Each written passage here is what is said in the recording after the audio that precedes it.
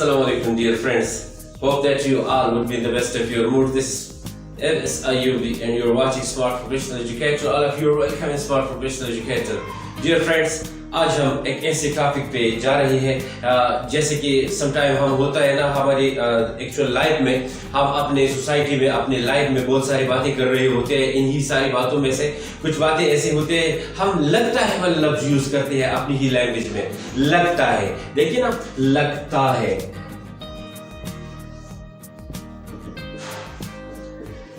लगता है वो हम कैसे यूज करते हैं पता है आपको कि लगता है हम मुख्तलिफ मानों में यूज करते हैं।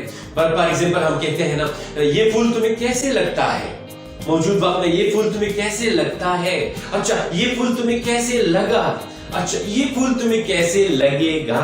इस लगता है, लगेगा, लगातार, लगेगा, वगैरह वगैरह वगैरह। अच्छा, मुख्तलिफ चॉइस के बारे में लगता है का मतलब है हमारा कि चॉइस पूछना। तो हम चॉइस पूछने के लिए just to ask about the choice, but asking the choice in some other manners, कुछ और रवैयों के साथ। और वो कुछ और रवैये, फॉर एग्जाम्पल, ये लड़की तुम्हें कैसे लगती है, वो लड़का तुम्हें कैसे लगता है, ये बिल्डिंग तुम्हें कैसे लगता है, वो गाड़ी तुम्हें कैसे लगती है। अच्छा, मौसम तुम्हें कैसे लगता है, इस इलाके का मौसम तुम्हें कैसे लगता है, वहां की आबो हवा तुम्हें कैसे लगती है। लगता है, लगती है, लगेगा, लगता था, लगा, वगैरह वगैरह। तो ये लगता है। लगता है के लिए आज जो मैं आपको जो वर्ड बताने जा रहा हूं ना, बहुत ज्यादा अजीब वर्ड है, बहुत ज्यादा अजीब वर्ड। आप हैरान हो जाएंगे कि इसको हम लगता है के मानों के लिए कैसे यूज कर सकते हैं।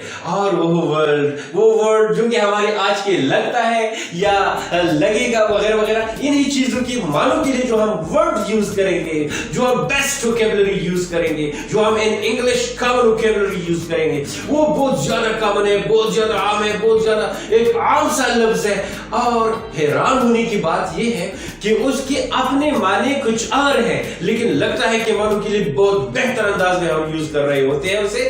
सो वो वर्ड हमारे साथ लगता है कि मानों के लिए वो क्या है। Look at here, that word is touch. Touch. Look at touch. Touch. touch. और टच के अपने माने तो आपको पता है ना कि टच के अलग माने क्या है। टच करना, मस करना, टच करना यानी कि मस करना, टच द व्हाइट बोर्ड वगैरह। लेकिन यहाँ पर हम टच को यूज करेंगे लगता है के मानों के लिए, और उस इस तरह यूज करेंगे। देखिए, जिस जमाने या जिस टाइम या जिस वक्त की हम बात कर रहे होते हैं डियर फ्रेंड्स, जिस जमाने यानी जिस टेंस में हम बात कर रहे होते हैं, बाकी सारे रूल्स रेगुलेशन उसी टेंस के अप्लाई होंगे। लेकिन लगता है के मानों के लिए हम यूज करेंगे टच को। सिर्फ लगता है के मानों के लिए हमने यूज करना है टच को। बाकी जिस टेंस में जो बात होगी, बात जिस टेंस में होगी, जिस जमाने में होगी, जिस वक्त में होगी, उसी वक्त, उसी टेंस, उसी जमाने के अंदाज से हम उसके साथ ऑक्सिलरी वर्ब भी यूज कर सकते हैं। और उसी टेंस के रूल से, उसी टेंस के उसूल के मुताबिक हमने बात करनी होगी। सिर्फ लगता है के मानों के लिए हमने यूज करना होगा टच को। We will use touch just for the translation of लगता है। सो आइए शुरू करते हैं। फॉर एग्जाम्पल, अब एक जुमले से शुरू करते हैं। Look at here this sentence. ये फूल तुम्हें कैसे लगता है, ये फूल तुम्हें कैसे लगता है। तो अब लगता है, और देखिए अब हमने जुमले पे गौर करना है। अगर हम जुमले पे गौर करेंगे तो ये बात जो हम कर रहे होते हैं ये हम अब मौजूद वक्त में कर रहे होते हैं। तुम्हें कैसे लगता है, वो लड़की तुम्हें कैसे लगती है, ये मौसम तुम्हें कैसे लगता है, ये बिल्डिंग तुम्हें कैसे लगता है, ये गाड़ी तुम्हें कैसी लगती है, ये सारी चीजें लगती है और सारे मौजूद वक्त में है। In the present indefinite, in the present indefinite. And what we do in the present indefinite? In the present indefinite we do nothing, we just use only, we add s or es with first form of the verb if the subject of the sentence is third person singular pronoun, and if the subject of the sentence is in other pronouns, in other remaining pronouns without third person singular, at that time we add nothing with first form of the verb, we just use first form of the verb only. So our question के लिए हम क्या use करते हैं, हम does use करते हैं या डू यूज करते हैं। तो अगर थर्ड पर्सन सिंगुलर में है हमारी बात, हमारा जो सब्जेक्ट है, यानी कि डियर फ्रेंड देखिए, जो हमारा सब्जेक्ट है यानी जो हमारा फाइल है, अगर वो है किसमें, अगर वो है थर्ड पर्सन सिंगुलर का, तो हमने डज से क्वेश्चन करना होगा। और अगर हमारा सब्जेक्ट किस में है, अगर हमारा सब्जेक्ट थर्ड पर्सन सिंगुलर के अलावा दीगर प्रोनाउंस में से है, तो फिर हमने क्या करना है, हमने डू से अपना क्वेश्चन करना होगा। और कैसे के मानों के लिए देखिए, ये जो वर्ड कैसे है, तो कैसे के मानों के लिए तो आपको पता है कि आमतौर पर हम कैसे के मानों के लिए हाउ यूज करते हैं। हम कैसे के मानों के लिए क्या यूज करेंगे, हाउ यूज करेंगे, ठीक है ना। कैसे लफ्ज कैसे के मानों के लिए हमने यूज करना होगा क्या, हाउ यूज करना होगा, ठीक है ना। और फिर सवाल के लिए हाउ के साथ साथ हमने अगर इंडेफिनाइट में है, प्रेजेंट इंडेफिनाइट में है, तो हमने डू या डज यूज करनी होगी। हम अगर इंडेफिनाइट में है तो हमने डू या डज, या का मतलब तो आप समझ गए ना कि अगर थर्ड पर्सन सिंगुलर है तो डज, और अगर बाकी मानदा प्रोनाउंस में से है तो डू। और अगर पास्ट इंडेफिनाइट में है तो फिर हाउ के बाद हमने डिड यूज करनी होगी, डिड जो हम आमतौर पर यूज करते हैं फर्स्ट ऑफ द वर्ड, ठीक है। और अगर ये फ्यूचर में हम उसका इरादा पूछ रहे हैं लगने की चॉइस के लिए, तो वहां पर हमने वेल और शल को यूज करना होगा और first form of the verb, simple simple. और टच के साथ हमने कुछ नहीं करना है, बस टच ही यूज करना है। लगना लगता है कि मानों के लिए, लगता है कि मानों के लिए हमें क्या यूज करना है, टच, सिर्फ टच यूज करना है, ठीक है। तो देखिए, ये फूल तुम्हें कैसे लगता है, ये फूल तुम्हें कैसे लगता है। अब इस सेंटेंस पे हमने थोड़ा सा गौर करना है। गौर ये है कि ये जुमला लगता है, हमें पता है कि ये जुमला किसका है, ये जुमला हमारे साथ है प्रेजेंट इंडेफिनाइट का। ये फूल तुम्हें कैसे लगता है, this sentence belongs to present indefinite tense.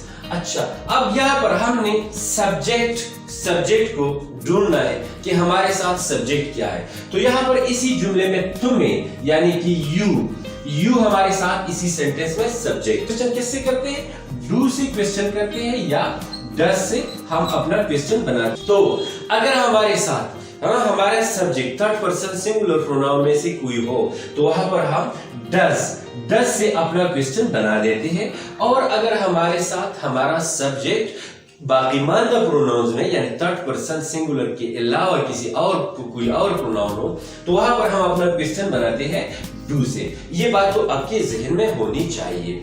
यहां पर हमने कैसे के लिए, कैसे के मानों के लिए, for the translation of word कैसे, हमने यूज करना है हाउ, ठीक है। तो हमने हाउ यूज करना होगा, हाउ के बाद हमने डू या डज यूज करनी होगी, और उसके बाद हमने टच को यूज करना होगा अपनी असल हालत में। समझ रहे हो बात को।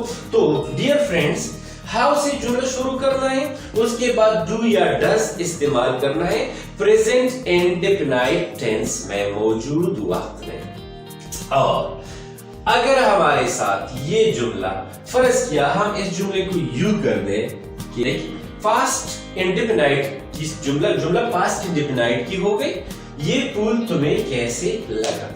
तो इंडेफिनाइट यानी पास्ट इंडेफिनाइट में हम क्या करते हैं, हम क्वेश्चन के लिए लफ्ज डिड यूज करते हैं। डिड, समझ रहे हो ना। तो डिड से हम क्वेश्चन बनाते हैं। फिर वही सेम केस है हाउ से, कैसे के मानों के लिए हमने यूज करनी होगी हाउ। कैसे के मानों के लिए हम क्या यूज करेंगे, हाउ यूज करेंगे फॉर द ट्रांसलेशन ऑफ कैसे। उसके बाद अगर जुमला पास्ट का है, इंडेफिनाइट यानी पास्ट इंडेफिनाइट है, उसके बाद हमने डिड यूज करनी होगी। डिड के बाद हमने टच यूज करना होगा और उसके बाद remaining part of the sentence. समझ रहे हो बात को। अच्छा, ये रहा हमारे लिए क्या, ये रहा हमारे लिए पास्ट इंडेफिनाइट का, और ये तरीकाकार रहेगा हमारे लिए प्रेजेंट इंडेफिनाइट का। और अगर फ्यूचर में हम बात करते हैं तो हम विल या शैल यूज करेंगे, यानी कि मतलब ये हुआ कि जो फ्यूचर इंडेफिनाइट की ऑक्सिलरी है उसको हमने यूज करनी होगी। वर्ड कैसे के मानों के लिए हमने हाउ यूज करना होगा। अगर बात हम फ्यूचर में करते हैं, देखिए अगर फ्यूचर की हम बात करें, फ्यूचर की, तो हमने जुमला वर्ड कैसे के मानों के लिए हमने हाउ से जुमला शुरू करना होगा। हाउ के बाद हमने वेल या शल, बस आमतौर पर आजकल वेल यूज होता है तो वेल ही यूज करें, हमने वेल यूज करनी होगी। वेल के बाद हमने क्या, हमने सब्जेक्ट यूज करना होगा और उसी सब्जेक्ट के बाद हम क्या करेंगे, हमने टच को यूज करना होगा, टच को अपनी असल हालत में यानी फर्स्ट फॉर्म में। उसके बाद अगर रिमेनिंग पार्ट कोई हो तो हमने वो यूज करनी होगी। ये रहेगा फायदा, ये रहेगा तरीकाकार हमारे लिए फ्यूचर के लिए।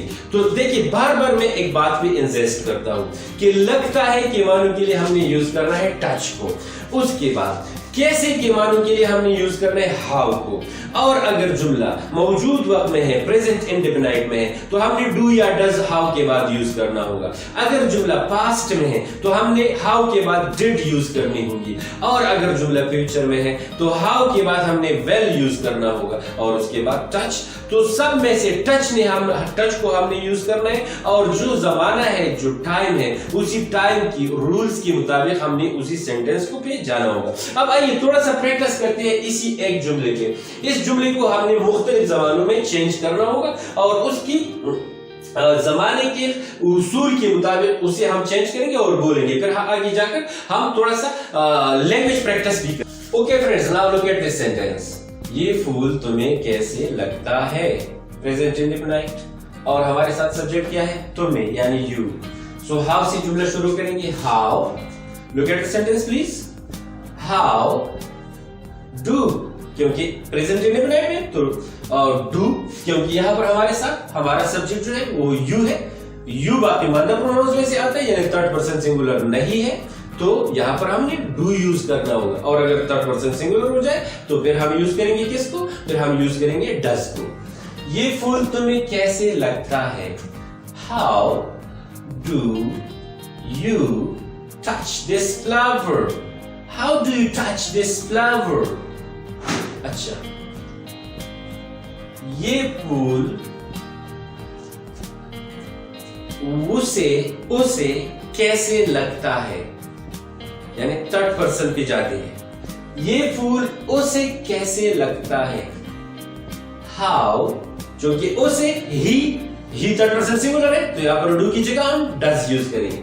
How does he touch this flower, how does he touch this flower। ये फूल कामरान को कैसे लगता है, how does Kamran touch this flower। अच्छा, ये फूल हमें कैसे लगता है, how do, फिर do भी आएंगे क्योंकि we हमारा सब्जेक्ट है और we थर्ड पर्सन सिंगुलर नहीं है और जुमला प्रेजेंट इंडेफिनाइट में है। so how do we touch this flower, how do we touch this flower। ये फूल मुझे कैसे लगता है, आई सब्जेक्ट हमारा हो गया आई, और आई हमारे साथ थर्ड पर्सन सिंगुलर नहीं। So how do I touch this flower, ये फूल मुझे कैसे लगता है, how do I touch this flower. समझ आई बात की। ये थी प्रेजेंट इंडेफिनाइट में हमारा एग्जांपल, एक सेंटेंस और टच का यूज। वो ये लड़की तुम्हें कैसे लगी, ये लड़की तुम्हें कैसे लगी, यानी पास्ट इंडेफिनाइट। हाउ कैसे के मानों के लिए हाउ यूज करेंगे, ठीक है। अच्छा, और क्वेश्चन के लिए डिड यूज करेंगे पास्ट इंडेफिनाइट में, उसके बाद touch, first of the word touch. Okay, how, look at the sentence, how did you touch this girl, how did you touch this girl, ये लड़की तुम्हें कैसे लगी, how did you touch this girl, look at the sentence, how did you touch this girl, past indefinite में, ठीक है। और past indefinite में तमाम सब्जेक्ट्स के लिए एक ही बात होती है, I, we, you, he, she, it, singular noun और they, सब के लिए बस did यूज होता है। अच्छा, ये लड़की आपको कैसे लगी, यानी आप सबको, how did you touch this girl, how did you touch this girl, and how did we touch this girl, how did I touch this girl, how did he touch this girl, how did she touch this girl, how did Kamran touch this girl, and how did they touch this girl, यानी उनको ये लड़की कैसे लगी। समझ आ रही है ना बात की, चाहे लड़की हो, फूल हो, जो भी हो, ये तो हम मिसालें बयान कर रहे हैं। तो पास्ट इंडेफिनाइट में सब के लिए एक ही बात है। अब आइए जरा फ्यूचर में इसी एक ही सेंटेंस पे थोड़ा प्रैक्टिस करते हैं फ्यूचर की। फ्यूचर में हम वेल यूज करेंगे और सबके लिए वेल यूज करेंगे। और फिर टच और हाउ के यानी कैसे के मानों के लिए, अब दोबारा सुनिए, कैसे के मानों के लिए हमने हाउ यूज करना है, ठीक है। हाउ के बाद हमने ऑक्सिलरी यूज करनी है मुताल्लिका ज़माने मुताल्लिका टाइम की, और उसके बाद टच। सो ये लड़की तुम्हें, ये फूल तुम्हें कैसे लगेगा, हाँ, how will you touch this flower. अच्छा, ये फूल मुझे कैसे लगेगा, how will I touch this flower. ये फूल हमें कैसे लगेगा, look at the sentence, how will we touch this flower. और ये फूल आपको कैसे लगेगा, how will you touch this flower. और ये फूल उसे, यानी थर्ड पर्सन सिंगुलर वाहिद वो हो, उसे कैसे लगेगा, how will he touch this flower. ये फूल उस लड़की को कैसे लगेगा, how will she touch this flower. ये फूल नजमा को कैसे लगेगा, how will Najma touch this flower. Look at the sentence, how will Najma touch this flower. और इसी तरह ये फूल उन सबको कैसे लगेगा, how will they touch this flower, how will they touch this flower.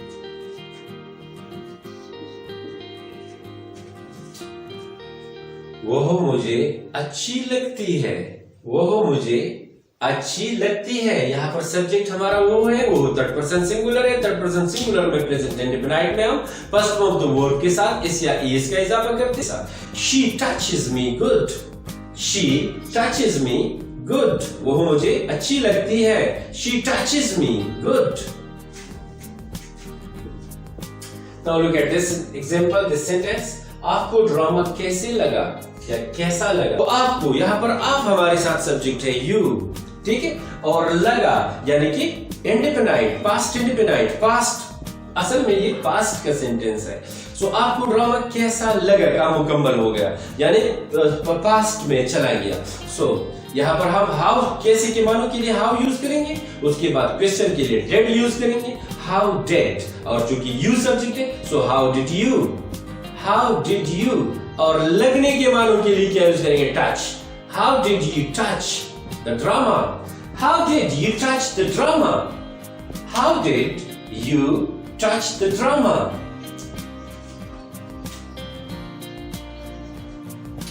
Drama मुझे अच्छा लगा, टच का सेकंड फॉर्म यूज करना है हमने, touched, I touched the drama good, या I touched it good, I touched it good, मुझे ये अच्छा लगा, आई टच्ड इट गुड, मुझे ड्रामा अच्छा लगा, so I touched the drama good. यानी टच का हम सेकंड फॉर्म यूज करेंगे क्योंकि ये पास्ट इंडेफिनाइट। अब देखिए इस टच को एक और निराले अंदाज में भी हम यूज कर सकते हैं मुकाबले के लिए, यानी कि वो क्रिकेट में मेरा मुकाबला नहीं कर सकता, वो उर्दू में मेरा मुकाबला नहीं कर सकता, वो लड़की इंग्लिश में मेरा मुकाबला नहीं कर सकती, अच्छा ये खाना पकाने में मेरा मुकाबला नहीं कर सकती, ये काम करने में मेरा मुकाबला नहीं कर सकता। तो ये मुकाबला जो है, कंपटीशन जिसे कहते हैं, उसको भी हम टच में यूज, उसके मानों के लिए भी हम टच यूज कर सकते हैं। देखिए English is a very nice and very sweet and very pleasant and very attractive and very easy language. एक लफ्ज को हम कई मानों में, हजार मानों में यूज कर सकते हैं। देखिए ना टच की मिसाल आपके सामने। अब देखिए मुकाबले के लिए भी हम टच को यूज करते हैं। लुक एट दिस सेंटेंस, वो इंग्लिश में मेरा मुकाबला नहीं कर सकती, तो सकती के मानों के लिए हमने कैंट यूज करना होगा, नहीं कर सकती के लिए कैंट, ठीक है ना।